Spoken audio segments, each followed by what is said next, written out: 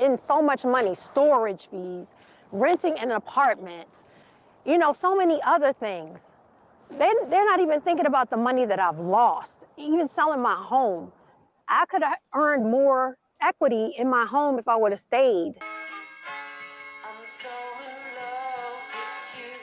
Welcome back to Real Estate Mindset. Today's video is going to be absolutely bonkers. Now, the data is in and we finally have reports of new home builders starting to abandon communities. And you guys know that I believe one of the leading catalysts as far as the housing market crash is going to come from distressed new home builders that have either been overexposed to the market or they can no longer sell their property and have poor financing available. So we're finally now starting to see that, guys. We're going to jump into an article and more so a video that's titled, this is by WUSA 9, 2.5 years later, woman waits for new Upper Marlboro home that has never been built. So the good thing is, guys, is I'm going to play the video. I'm not going to read. I know you guys hate when I read. I hate when I read. I love going into the data, the graphs, or doing field videos. Absolutely love that. But guys, do me a favor for all the effort I'm trying to put into the channel, for how high CPI went, for the 10-year treasury skyrocket. Like this video, subscribe if you haven't already. And guys, do me a favor, shoot me a comment below. Let me know if you guys got value from this video, and let me know your thoughts about new home builders going broke and having to abandon communities. But either way, guys, let's jump into this video right now. Tonight at 11, a Prince George's County woman is in the middle of a home buying nightmare. She's been waiting for her new house for 2.5 years. Tonight, it's still not built. Not a single brick has been laid. Our chief investigative reporter, Eric Clack, has uncovered this woman isn't the only one waiting for a home. Kim Duvall could not stop smiling when she bought Lot F11 at the Parkside at Westphalia in Upper Marlboro. Now, her dream home keeps her up at night. What emotions do you feel when you look out? I'm very upset. I'm sorry, getting emotional. She signed a contract with Dan Ryan Builders in August 2020, paying a $10,000 down payment on the almost $492,000 home, with an estimated completion date of 6 months. So when I first listened to this, the first thing that I noted is she actually tried to purchase that home in 2020. Builder promised to complete the home in 6 months. Now, here's the crazy thing, you guys. That's when rates and money was super cheap and everywhere. So the fact that this new home builder couldn't even get through the good times, to me, shows that this specific new home builder is not going to recover. If they couldn't make it happen during the cheap money, 0% federal funds rate, favorable financing, why on earth would we believe that with rates being more than double, with new home builders' expenses skyrocketing, with demand being completely crushed, the 10-year is shooting up again. As of this morning, it was 3.8 and higher. It was over 3.8%. Why do we believe that new home builders are going to be okay? Y'all see my point? Because right now, you guys, and I keep trying to tell you guys this, I'm not defending builders in any way, but they got rug pulled. Most of these builders started construction and development or even permitting when the rates were in 0% and when consumers couldn't get 2 and 3% interest rates. Right now, you guys, consumers cannot get 2 and 3% interest rates. The entire housing market right now is broken. Let's get back to the video. There. Yes. But it's not there. No. Because it hasn't been built? Yes. Dan Ryan Builders, now known as DRB, tells WUSA 9 construction came to a screeching halt. We are now on Stonehouse Way, where my home is supposed to be built. When the company it partnered with to develop the land ran out of money, leaving the roadway and bridge leading in and out of the development unfinished. No home. Since no one can legally live here until the infrastructure is complete, DRB has ceased all new construction.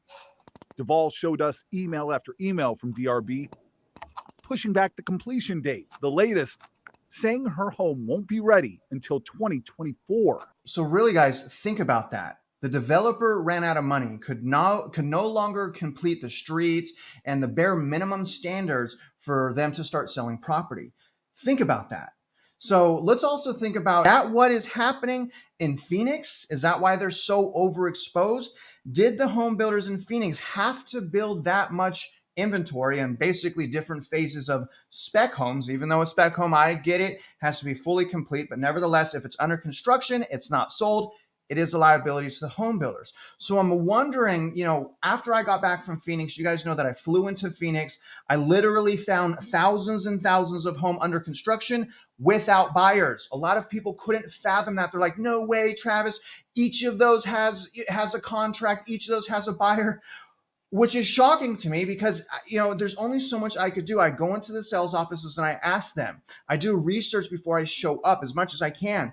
I confirm what is for sale. And yet, do you guys see some of these comments? The thing that's happening right now, and this is why I believe it's 2007 all over again, as far as with the housing market, there's so many people still, you guys, that have their heads in the sand. And I'm talking about some intelligent people, their heads in the sand, right? And it's really a bad thing because a lot of people, and unfortunately, a lot of people get lazy and let other people do the thinking for them. And, when you have such a motivation to succeed and such a motivation to, ignore the facts, it's just not good, you guys. It's not good. I see that happening right now. It's so important that we remain patient. And I'm going to go into my own personal home buying journey in another video, you guys, but I've had to adapt as a result of this market. But either way, you guys, I'm wondering if that's what happened in Phoenix so they can start selling and start trapping home buyers. Opportunities to buy other homes at the low interest rate. I've lost interest on the money that they were holding for 2.5 years. I'm not getting anything. I just don't know what to do at this point. Duvall now lives in limbo in this small Silver Spring apartment I don't have my dining room table here. There was no room for that. with her daughter and granddaughter, I am dealing with a lot of stress. having sold her home of 7 years to come up with the money for DRB. Most of their belongings in storage, collecting dust. DRB has offered to refund Duvall's $10,000 deposit and an additional $10,000 for her trouble. Are y'all listening to this? This is absolutely crazy. They're trying to buy her out, right? They're trying to just get rid of her by not only refunding her earnest money, by also giving her an extra $10,000. Now, she's upset because she's saying, because I've waited for you, I can no longer basically afford to get a house. House values are way higher now. She can no longer get a 2 and 3% interest rate, all because she chose to use the wrong home builder. And again, what I'm warning you guys of is this: as we move into 2023 and as more of the real problems come to surface, we're going to start seeing this happen more and more. Now, obviously, I'm not saying in every metro area, but definitely in the metro areas like Austin, Boise, Phoenix, Las Vegas, that have an overabundance of new construction properties that home builders cannot sell. But overall, here's the thing: if it's me, I'm taking the money, I'm leaving, because I believe, even though she missed the boat on lower prices, lower interest rates per se, I'm taking the money and I'm leaving, because I believe the reality is, as long as she can adjust her mindset, I think she dodged a bullet. Now, it is unfortunate that, she's also been priced out of the market. So, do y'all understand the frustration here? And this, I hope you guys understand that this is how new builders do business. They take advantage of people's emotions, and they're legally, maybe not ethically, they're legally able to steer people. New home builders, at least in the state of Texas, are not regulated, guys, like realtors, like loan officers through TREC, right? It's basically the wild, wild west with new home builders, and I believe that needs to change. Let's get back into the video. But what does she do then? I've put in so much money, storage fees, renting an apartment, so many other things. They're not even thinking about the money that I've lost. Even selling my home, I could have earned more equity in my home if I would have stayed and then sold it later. A DRB spokesman tells WUSA 9 25 customers took the buyout, but another 40 are still waiting for their homes like Duvall. DRB says they are offering to transfer customers to other developments, but at 2023 prices, which in Duvall's case would be a difference of hundreds of thousands of dollars.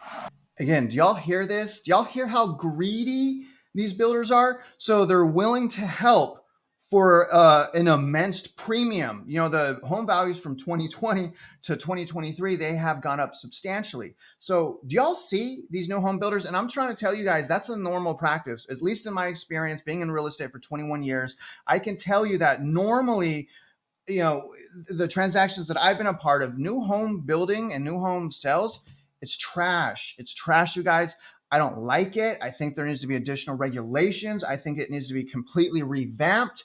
But regardless, they're willing to help this lady out that they burned for a premium, a massive premium. And also she noted that as a result of listening to these new home builders, these greedy new home builders, she also undersold her property. You guys think about that. She sold in 2020. If she would have waited and sold in 2022, at least the beginning of 2022, she would have made so much more money. Think about that, guys. She listened to the wrong people. She listened to people that had a financial interest in real estate, and she put all of her eggs in that basket. Don't do the same thing. Let's finish out the... It's very frustrating to me that they don't care. No one has reached out from corporate and said, we apologize for all that you've been through. DRB told us they hope to have all the financing issues with their partner company settled by March 31st, which would put them on track to deliver Duval's home in early 2024. But Lorenzo, the company acknowledged even that is not a guarantee. And all of this, just unbelievable. So let's now ask the question, will this get worse? And again, you guys know where I stand on that. I'm saying it's absolutely going to get worse. In fact, it's going to get so bad that it will lead us into recession, right? New home builders, new construction, real estate is going to lead us into recession. That's what I believe anyways, guys. That's my stance on the housing market. But think about this for a second. We're in a situation right now, the 10-year's obviously going up. Everyone knows, even if the 10-year didn't go up, demand right now is broken. Why is it broken?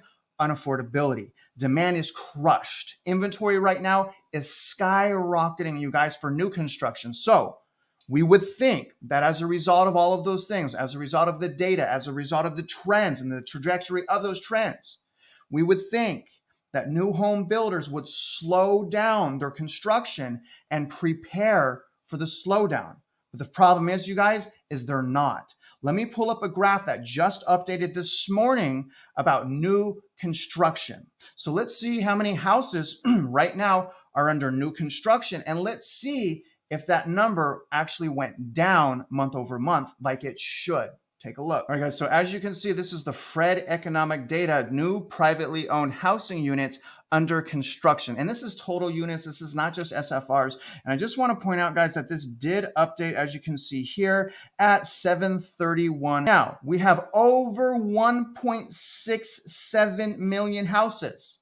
Over 1.67 million houses, almost the most in history, under construction right now. But what is the most crazy thing is it actually went up month over month. So even with the quantitative tightening, even with demand being destroyed, it actually went up month over month. And let me kind of zoom in here and show you guys. So what I believe we should start seeing is we should start seeing new construction go down like this. But as crazy as this is, not only are there stocks rebounding, the construction, as you can see, it's not much, but it's actually went up. Why? Why is it going up? Why is it not slowing down? Y'all see what I'm saying? I'm starting to think, right? Now that we have more data, I'm starting to think we're going to be in a very deep, long recession. I'm starting to question whether or not I should extend my lease again, you guys. The reason is normally, the reason is there's so much flip-flopping and rug pulling and inflation that's sticky. The Federal Reserve is being weak. The market's not listening to the Federal Reserve. People are still spending money recklessly. I think that in order to combat the inflation, remember, most of the inflation is in the housing market. To devalue and deflate the housing market, so much has to break, so much pain has to be caused.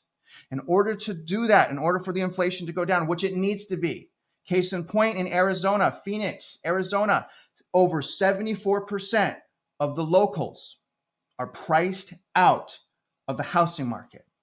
That's not going to work. Those fundamentals aren't going to work. It's not fair, right?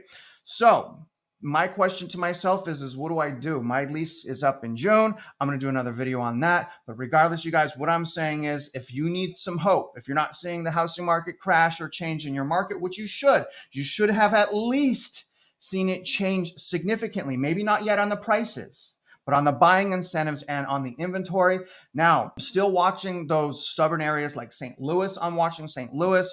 I'm watching, Florida as well, you guys. I'm very curious on, what's going to happen to those areas. But overall, the housing market crash has already started in many, many different metro areas. So I really hope that you guys are paying attention to what I'm saying. Even if you don't agree, follow the data, think about it.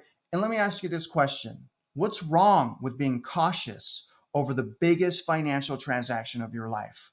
Why is being cautious a bad thing? Answer that below if you can. Maybe you think it's a good thing like I believe it's a good thing. But for some reason, you guys, realtors, investors, they hate me. They get mad at me because I'm telling you to be cautious and not over-optimistic. Now, other than that, guys, I really hope you guys got some value, perspective, and insights from today's video. And if you're out there investing in real estate, I do wish you luck, and I hope you win.